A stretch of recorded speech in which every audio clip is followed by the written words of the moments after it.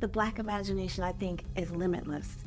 And we benefit from that limitlessness because we know when we're just looking at ourselves and looking within ourselves, that it's so vast. When I see Black kids, I feel like, because the story idea came to my mind, that was like the child asking, Mama, why are you not rolling me?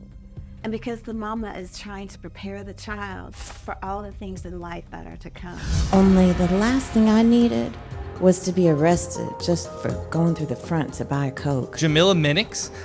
Minnicks' debut novel, Moonrise Over New Jesup, won the PEN Bellwether Prize for Socially Engaged Fiction and the 2023 Southern Literary Review Book of the Year.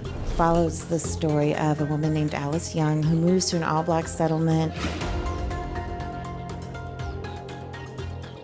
I want HBCUs to move towards the teaching of knowledge that will teach Black students to love themselves, not just to teach Black students to get a job or to prepare Black students to live in America, because most of them are people 99% by Black students. Dr. Black, it's such a pleasure to be here today with The you. pleasure's mine. Listen. Thank you. No, listen, because I have been trying to get with you for a long time. Oh my goodness. I love when a woman says that. Listen, so going through your book, there are a few essays that really spoke to me, and I feel like because we both talk about empowerment in the Black community Right. and centering Blackness. Sure. So I'm going to talk to you about that, about how you feel like you came to this place where you're whole enough Yes. to center us, center yourself, and then center us, because it's a journey. It's a right? journey. It's a So journey. let's It's talk definitely about a it. journey.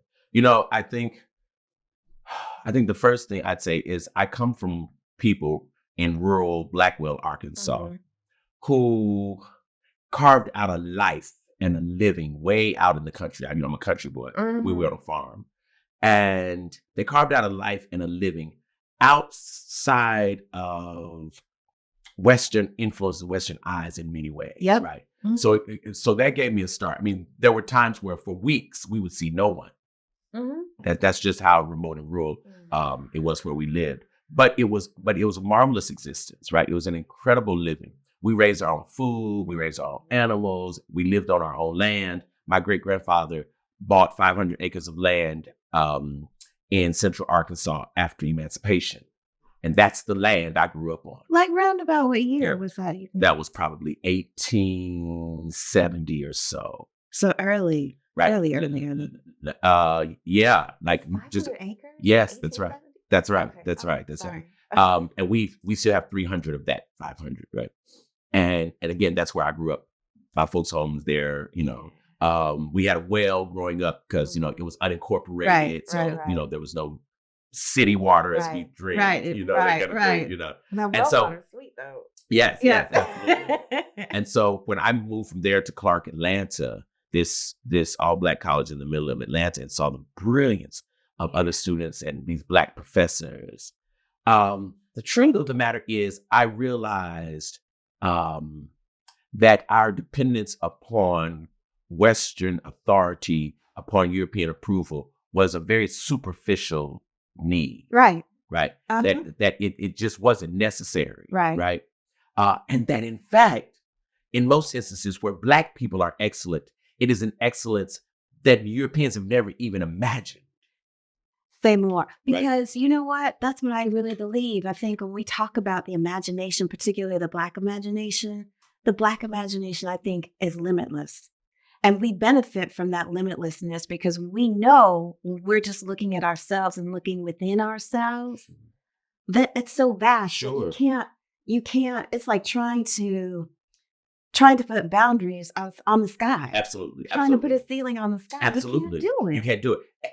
And there are things that we just fail to realize even before we get to the imagination for me, right? Mhm. Like the fastest man is going to be a Black man. But You know, the, you know why I think that is though? Because I was walking up the street the other day and I saw this young woman with her child, and her child was walking, and they were walking, coming across this white woman, and this child probably about the same age in the stroller. And in my mind, I'm thinking that child is developing those muscles. that child is developing endurance. That child is developing all of this strength. But see, I think white kids do that too. If you walk them on the street, but I like when I see Black kids, I feel like, because the story idea came to my mind, that was like the child asking, "Mama, why are you not rolling me?" And because the mama is trying to prepare the child for all the things in life that are to come. And so I just feel like, as an aside, I feel like we prepare our kids by doing like the little things like that that our kids don't understand until they get older, and then they become the fastest man on earth. Yeah. Right? Yeah, sure. No, it's true. It's true. And I feel like if we really understood who we were, and if we really understood the depth of what it has meant to be African in this world, right? Like there are times when I will hear white singers and I'll say, there's no way if they were Black would they be recorded. Just no way. That would not have happened, right? That only happens because white folks get a pass, right? But the Black standard is so high. Right. But we don't think of it that way. It's just what we are. It's just what we do. It's kind of like on Thanksgiving, right? On Thanksgiving, I mean, we laugh about it, but it's really true. No, it's true. Right? It's true. On Thanksgiving, that dressing has got to be not just pretty good. Because you can talk about it. It's got to be right. Forever. It has to be right. Don't show up with a ratchet looking macaroni. Listen, in fact, just come. No. Don't worry. Don't cook nothing. Just come. Because they'll that reputation. The greens have got to be right. It can't be just pretty good. But what I'm saying is, we never think of it as this is an example, right, of extraordinary living, of excellence, right? It's never expectation. Yes. And it's mastery, right? It's mastery. But also what we never really think of is the pots, and I thought about this the other week, the pots that Black women use for that dressing at Thanksgiving, it's the old beat up pots. Yep. They don't want new, not pretty. They don't want new pots to cook in. They don't want that. No. Give me that old pan. Right. People fight over that skillet. Yeah, because it is the skillet, but also grandmama's energy is in the skillet. Right. You know, and my grandmother had this mixing bowl, that she would use making the cake. And she didn't want any other bowl. Right. She wanted that bowl. Right. And she would, back in the day, they did it by hand. Right. Right. She would, right. And I remember watching her do that. I was like, dang, that's a lot of work. Right. But there were certain things that she did. She'd tell me, all right, throw me a little vanilla extract in there. Yep. Right. Okay. Now how much? How much is a little? Listen. They'll trick you. Is it? No. But you know what? But you know what? Listen. You know why I know we did that? Why we passed along our cake recipes, our biscuit recipes like that, is because when we were enslaved, we weren't reading the recipe. Right. And so we were passing along. That's oral history right there. It's like Big Mama's Big Mama was measuring that shortening by hand. Absolutely. And so when we say, I have a cup measure, we're being a little bougie about it, right? Because we're like, well, I need a teaspoon to figure out. And they're saying, no, just put a little dash of this. And everybody's hands are different size, but everybody got to have the same size. But see, yes, what you're saying is absolutely right. What I'm adding to what you're saying is, what grandmama also figured out was the recipe called for a teaspoon of vanilla extract. What grandma figured out is if you put a half a teaspoon of vanilla extract, right, and then a half a teaspoon of lemon extract. Oh, yeah. See, they figured out, right, how to get to excellence is what I'm saying. That's right. Right.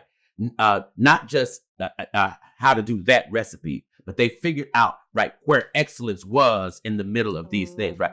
But we did that in cooking. We did that in music. Right. We did that in dance. In literature, absolutely. And, I even argue that folks like Steph Curry and LeBron on the basketball court, that I'm not even sure they can really explain this, that they're really doing dance. It's artistry. Right. Right. And if one could really understand this as a dance move, I think they'd study it differently. But yes, in literature, absolutely, which is, of course, why we're here this weekend. And I think the beauty of Black literature now is that the previous generation has in many instances given the baton, moves the baton forward, right? Mm-hmm. And I think they put it in very capable hands. I think that's right. I mean, there's so many. I think there are a lot of really talented Black writers out here. Oh my God. I mean, that work, but it is that innovation. It is that that expectation of excellence. Yes. I mean, let me just ask you, how many times do you go through an essay before you consider it to be not even done, but ready for somebody else's eye? Oh, good Lord. I mean, because I can tell you the New Jesup, I probably wrote that book cover to cover from the first draft to the last draft at least 50 times. Yeah, I'm constantly in fact, revision is the grueling work for me as a writer. Yeah. I couldn't tell you how many times I rewrote those essays. But because nobody's going to hold you to a higher standard than you, and your people are going to come a close second. And I think their expectation chases you to be better. Yes. I think so. I absolutely think so. I think. Yeah. Which essay or essays moved you? They all moved me, but I have to say, listen, I came up in the Catholic Church. I am now in the Methodist Church. I came up in a slave theocracy church. I'm now in a liberation theology church. Your essay about the Black church spoke to me like right to my heart. Wow. Because I feel like that is the church that I'm in now. I go to Metropolitan AME in Washington, D.C. Oh, yes. I know Metropolitan. Yeah, so you know Pastor Lamar, right? Very, very well. Yes. So that's my church. Okay. It took me at least a decade to find that church. Wow. And it's not because I didn't live in Washington, D.C., but because Metropolitan is the oldest Black church in D.C. Right. I was intimidated because it was the big folks' church, right? And so I go over there, I hear about this revolutionary preaching. So I go up there and I said, this is exactly, because my Jesus is a liberator. My Jesus is somebody who believes that heaven should be here on earth and in heaven. Right. So quote unquote. Right. And that we have work to do for our fellow man. So your essay about the work that the Black church needs to do. Yes. But also the offerings, like my hype music, right before I came over here, I was listening, I've got a testimony. Oh, yes. You know what I'm saying? Absolutely. Like, what gets me going in this world is the music and the word. And so your essay on the work that the church needs to do, not just to attract younger generations, but actually to move the needle forward. I think it touched me because I feel like I've been blessed to have an incredible family through it all. Right. I've been blessed to have people who have prayed over me since my first days when the doctors were like, I wasn't going to thrive. Right. Right. So prayer has always been a part of my life. The church has always been a part of my life. But discussing theology was something that I feel like my mom in particular really had to push against.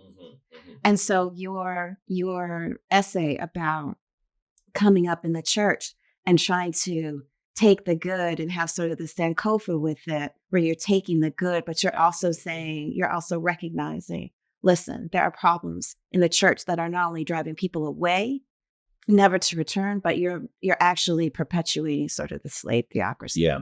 So so if you could say more about that, because I that was the one I think that spoke most to me, and of course the HBCU. Yeah. Because I'm a Howard grad. Right. Well. The thing I think I'll say about the Black church is I think that the real liberation of the Black church resides in one particular area, and that is the Black church has got to be bold at some point in its history, in its evolution. Mm-hmm. And it has got to be open to the possibility that something else is the word of God in addition to the Bible. Mm-hmm. Mm-hmm. Right now, the church believes that the Bible is the only word of God.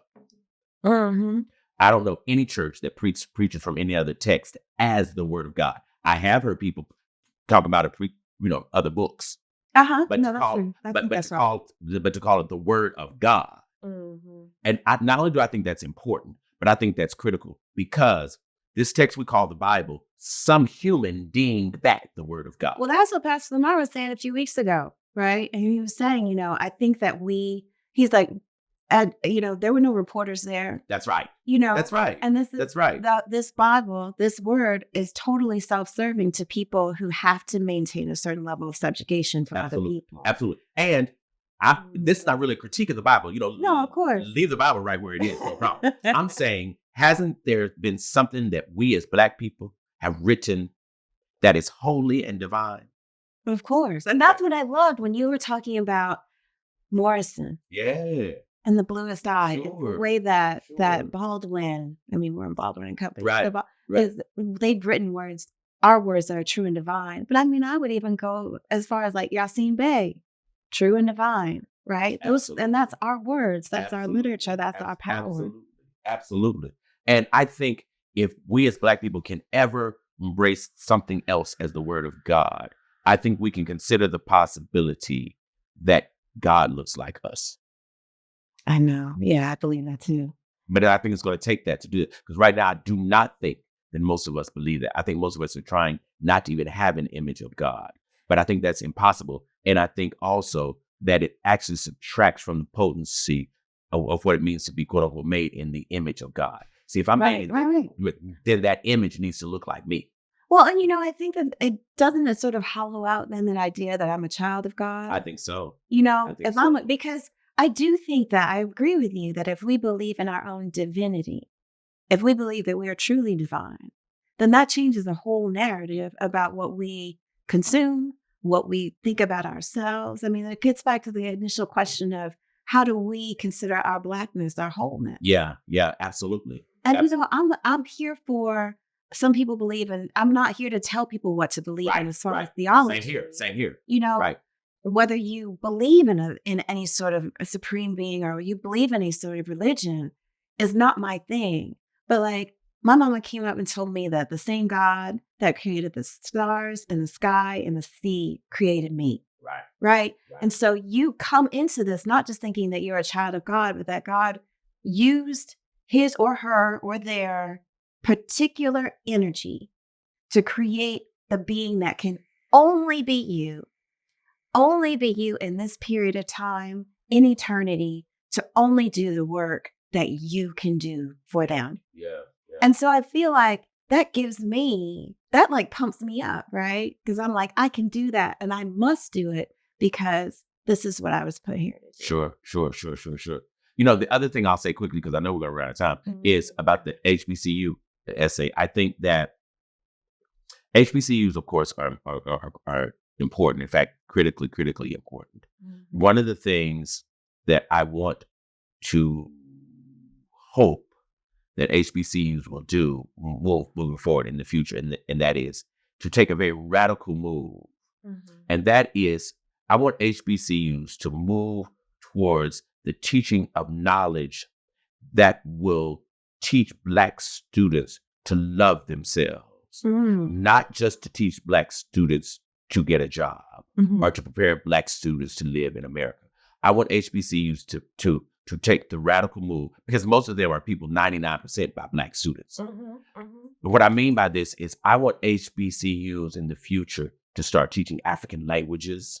Oh, that would be very few HBCUs do that. In fact, I'm not sure I can think of any.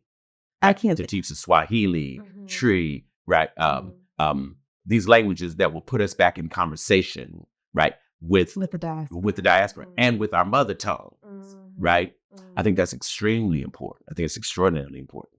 I think that it would be magnificent and awesome and amazing for HBCUs to have this creative program that puts HBCU students here, pairs them with students in Africa, right? Kind of an exchange program kind of thing, so that you go there and study with this person for a semester. They come here and study with you for a semester. Really fun stuff like that. But things that begin to show African people, African students, that the seed and the seat of your intelligence shift that to understand, right, that is part of your African inheritance. Instead of most Black students knowing Socrates, Oh, of course. right, better than we've ever heard of Imhotep. Right. You see, Right, and I think that's a tragedy. I think that's an absolute tragedy, because I think going to what a lot of Black kids have figured out now, which is sad, but it's true, is that I can go to a white state school for a fraction of the cost, and it's true, because Black schools are very expensive. The problem is not the expense so much. The problem is, what are you getting for that money? Right. See, if I learn how to speak Swahili, right, and if I take a class in the Middle Passage, right, which these state schools do not offer, that justifies paying $30,000 a year over here. But if the curriculum here mirrors the curriculum in most white schools, why in the world would I pay 3 times more just to do it over here? I think it's interesting when you talk about the curriculum at a Black school, because I know you teach at Clark. I do. You are a product of Clark. I am. Did you ever think about going anywhere else? I did not.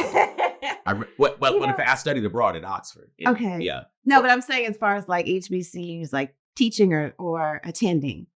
Oh, no. In my head, if you're at one, you're at all of them. Well, right. Right. No, but I mean, I think because I had this conversation because at Howard Law, we do have sort of an exchange program that we do in South Africa for the summer. So we send students, we have a South Africa summer program. I've heard of this. Greg and I are really close. So, okay. So you know exactly right. So you know exactly what I'm talking about. And I feel like HBCUs on some levels would benefit. I do think that they would benefit from having language programs where we teach instead of we're saying we're pushing you into French, Spanish, right, German, right. I mean, Chinese. Yeah. Or why not at least give the students the opportunity? But one of the things that I really loved about my Howard experience was a couple weeks before you start, you have like 2 weeks or 3 weeks of actual pre-law experience where it's not just telling you about all the things you're going to learn, how to write a brief and all that, but it's also really indoctrinating you into the history of Black lawyers and lawyering in the United States, where you fit in that role as a Howard lawyer and the expectations. This is before the even pinning ceremony. And so you don't even get to put your pin on until you have been properly indoctrinated into the Black college experience. And that's one of the things that I think is so important. You're talking about the language and the culture. I think it is important for us to fill one another's cup with the language and the culture and the history and the philosophy of Blackness in the diaspora. I actually love that idea. And I wonder what you think if you thought about, because our direct line was not necessarily from Africa, from West Africa to the United States. We ended up all over the Caribbean and Europe. And so I wonder if you would even consider like extrapolating that and say, maybe some of us need to go to Jamaica or just as like have the exchange because I feel like the diaspora connection is what strengthens us. Oh, sure. Wholly. Yeah. There's University in the West Indies. Right. Yeah. Right. Lots of places. Right. Yeah. My thing is just, I want Black schools to be unafraid of becoming African centered. Well, I want that too. Yeah. And I had a really interesting conversation at Jackson State. We were talking about the disparate, the diversion of resources from Black HBCUs under the 1890 Moral Act schools, and how the Biden administration just came out with that study saying that the land grant schools had not, the spigot had been turned on double for the white schools, and it was dripping for the Black schools, right, for 30 years. We had problems at Howard, right. But I think the financial piece of it is important. And so absolutely, I feel like some of that sort of challenges administrations to demand that money, because there's a conversation around like a lot of folks saying the administrators don't want to ask for that money because they're afraid of the repercussions. And then I think that also challenges administrators to say, how can we justify, we're looking at white folks looking at us. How do we justify teaching Swahili to these students? because we want to make sure that we're getting that funding. So what do you think about that piece of it? I think what I have really found is I don't know that the funding shifts because we move towards African-centered things. I'm not sure. I think the funding shifts because most of the time when the funders are giving money, that's not when we're around doing anything, quite frankly. Those are private conversations.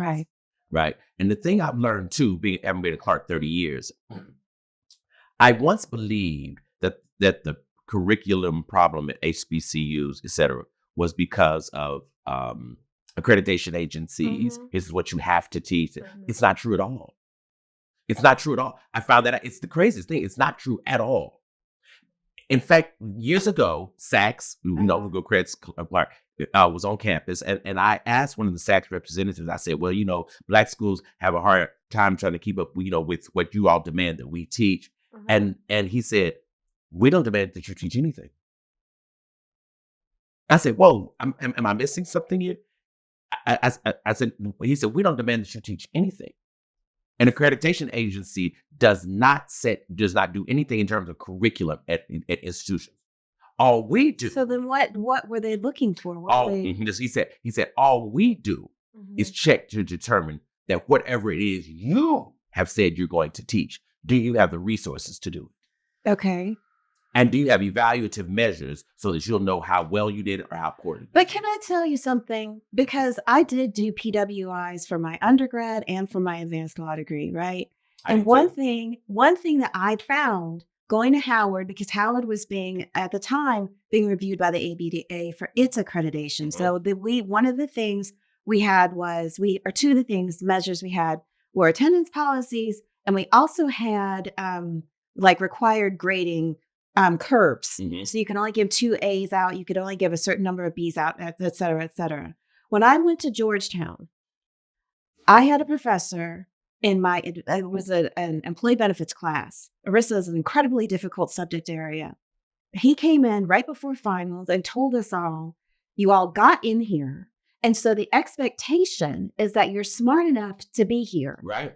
And so for faculty, if we want to give anybody lower than a B-, we have to write a 2-page justification for why we need to do that. And so you have Howard that has to give these brilliant students an A through an F, as somebody's got to fail this class. But see, whose idea is that? That was the ABA. That was part of our accreditation process, as opposed to at Georgetown, we couldn't fail. I could have thrown my exam out the window on fire, and that man still would have had to write a justification for failing me. But I'm going to suggest to you, right, that what you thought was the accreditation, or what even has been the rumor that the accreditation folks were the ones who are setting these grading standards. It is not them. It's if Howard chooses this, the accreditation folks say, then, okay, this is what you have to do because you all agreed. I mean, this is my understanding, and this is my understanding from administrators at the school at the time, because we were really under review. And so what happens is you have students. All schools, of course, have this. No, of course. But I mean, so then you have this real great inflation. And what happens is, because then I'm on the other side of it as an attorney, hiring young attorneys who come out of these schools where they couldn't fail and then couldn't come to me and write a sentence, but couldn't get a brief to me on time. This is not the accreditation. There are traditions that these Black schools are holding on to. There are standards, there are subjects they're teaching. In fact, we were proposing to do, this is back when we were proposing to do a PhD in African American studies, right? We said, we're going to have to fight these accreditation people on this. The accreditation folks were like, perfectly fine. I was in the meeting. I was flabbergasted. I mean, that shocks me. That's exactly where I was. I said, wait a minute. I said, fine. They're like, whatever you all want to teach is your business. It's your decision. What we want to ask is, do you have faculty who have degrees in this? Right? Do you have library resources, right, that would support study of these subjects? All we want to know is, do you have the means whereby to teach it? We're not telling you what to teach. You get to decide. It's your school. I was like that. That was my face. I mean, this is my face because when you're a student, keep in mind, I'm a student, right? Right. And we're under review, Right. right? And what you hear as a student. No, but what I'm hearing as a student is from faculty who are saying, we want to give you every opportunity to succeed. We want Howard to keep its accreditation. And we know that this is what is going to be required of that. See, required to do that. No. I was the faculty at Clark and I didn't know. I'd been there for 15 years and I didn't know. So who's making these decisions? In many instances, right? Certainly the high tier folks in terms of administration. And also a lot of times it's just this is the way the school was founded. And so we just running it the same way it was founded. Because I was asking things like, must we teach Shakespeare in the English department at a Black school? Yeah. Toni Morrison talked about that too, how they wouldn't let her do her dissertation or her thesis on what she wanted to do. And Saks like, that's your business.